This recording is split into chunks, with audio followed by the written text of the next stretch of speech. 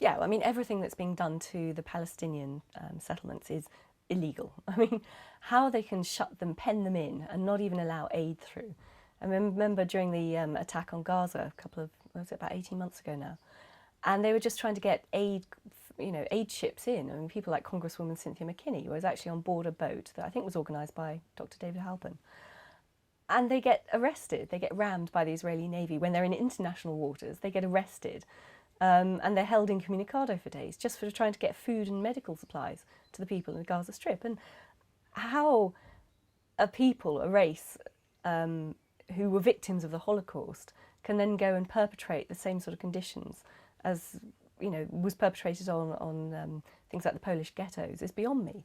I mean, how they can do that and just get away with it under international law. They've been subject to UN sanctions for 4 decades now, and they're still not being penalised because they're still under the protection of the US. And the US, of course, always exercises its veto in the UN to stop any censure attaching to Israel.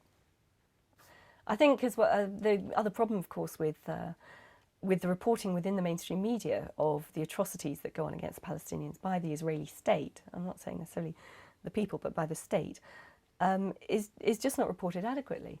And we do see people running scared because of some of the big Israeli lobby groups like AIPAC in the States. If a politician even breathes a hint of censure of what is being done by the Israeli military, then they are leapt upon with great ferocity and pilloried in the media. So it frightens everybody off from even going anywhere near that subject.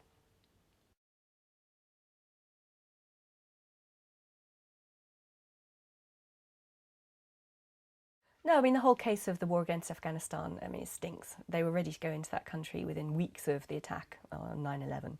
And of course, they wanted to protect the building of the gas pipeline. That's where most of the military effort has gone, which secures gas reserves for the American market. And they have to be extracted and then transported across Afghanistan. But yes, the idea that Osama bin Laden was supposed to be hiding there, the Afghanistan government, the Taliban government said, well, if they were presented with proper evidence, as is legally required under international law, then of course they would extradite him to the US to stand trial for his alleged involvement in 9/11. And the Americans just refused to give any sort of evidence and went in and bombed the country instead. So again, an obvious illegal war, an obvious war crime. And whether Osama bin Laden is even still alive is up for debate. Again, Professor David Ray Griffin has done a lot of research into this, and his view was he died years ago at the end of 2003. So, 2002, I think, wasn't it? So even that idea, the pretext for that war was bogus. If they'd adhered to any basic standards of international law, they would not have gone in. They would have waited for their chief suspect to be handed over, and they didn't. And, it's a mess. It'll go on forever. I mean, Afghanistan has defeated empire after empire. So it's going to be yet another Vietnam, I think, for America.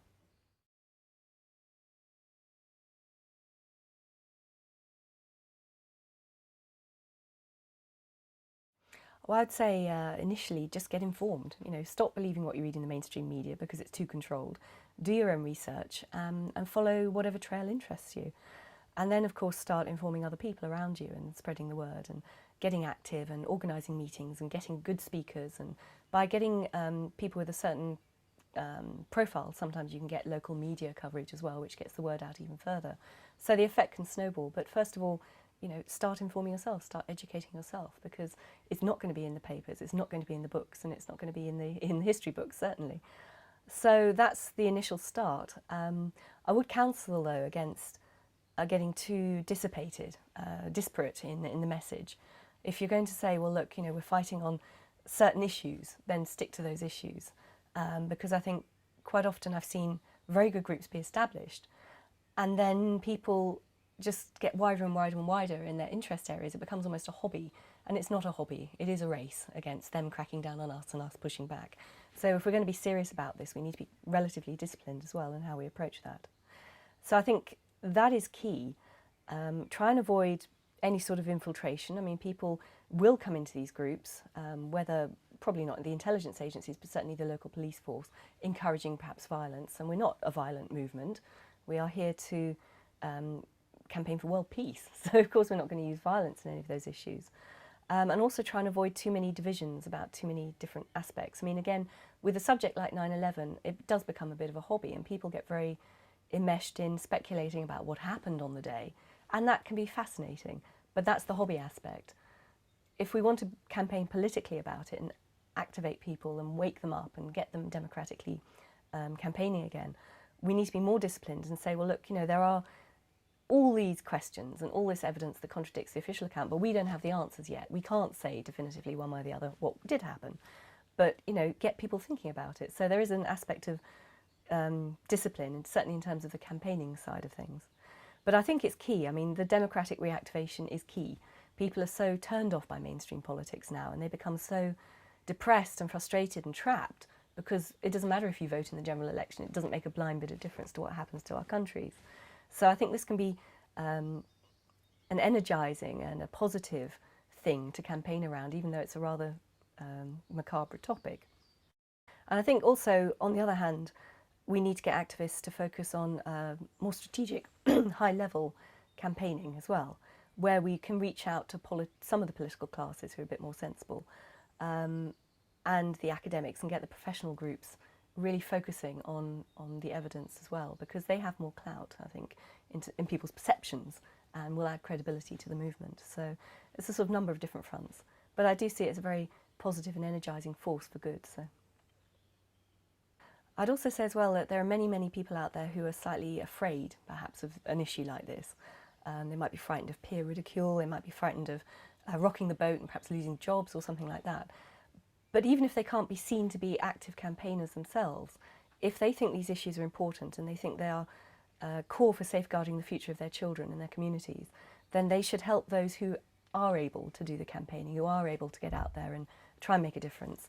So again, these sort of groups and activities and meetings don't come free. So if people can't put their heads above the parapet, then support those who can. I think that's also key. No, and that's great. That's precisely what I was saying is, once you start researching this, you end up going down all sorts of different avenues because the linkages are there. I mean, 9/11 is the nexus that brings together all these sort of examples of intelligence failure, intelligence cover-ups, intelligence false flag attacks, media manipulation, political corruption, potentially getting involved in what is effectively a sort of coup-type scenario. It pulls together all these different aspects. But yes, of course people should follow whatever interests them, and these subjects do interlink. But I think, each person individually has to decide what their expertise or areas of interest are and follow that. I mean, this is a sort of following your conscience type moment as well. But I think if it's more where people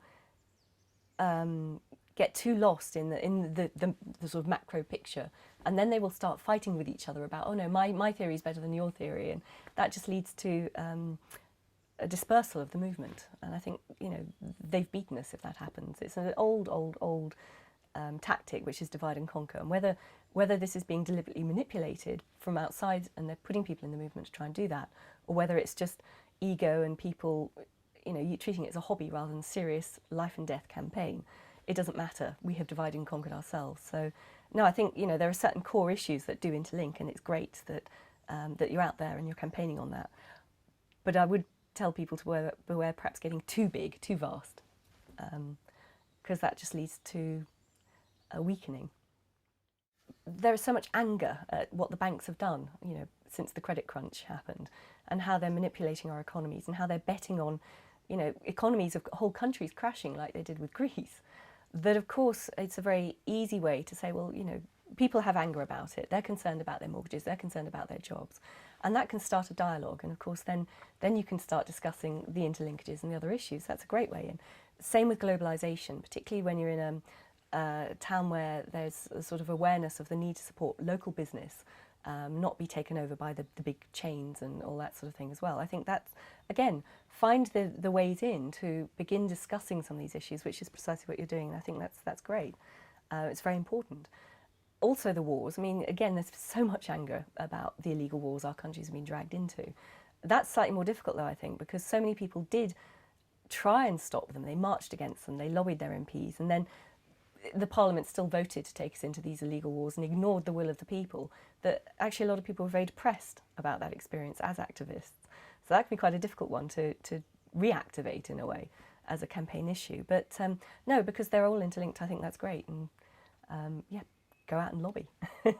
And I think you'll find that you'll have so many willing recruits to talk about issues like that once they start looking at the issues around banking, or they start looking at the issues of globalisation. It's a very easy way in, a very important way in.